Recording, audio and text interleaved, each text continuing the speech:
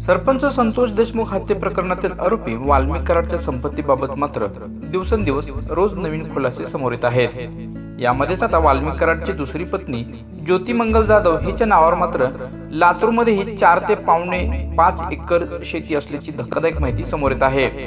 जमिनीची किंमत मात्र कोट्यवधी रुपये आहे।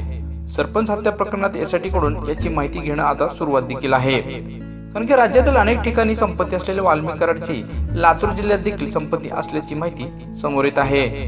लातूर टेंभुर्णी महामार्गावर मुरुडच्या जवळ कराडची दुसरी पत्नी ज्योती मंगल जाधव हिच्या नावे 4 ते 5 एकर जमीन आहे। परळी आणि बीडमध्ये गुन्हेगारी मार्गाने कमवलेल्या पैशातून वाल्मिक कराडांनी त्याच्या टोळीने राज्यातील वेगवेगळ्या शहरात कोट्यवधी रुपयांची मालमत्ता खरेदी केल्याची धक्कादायक माहिती समोर येत आहे।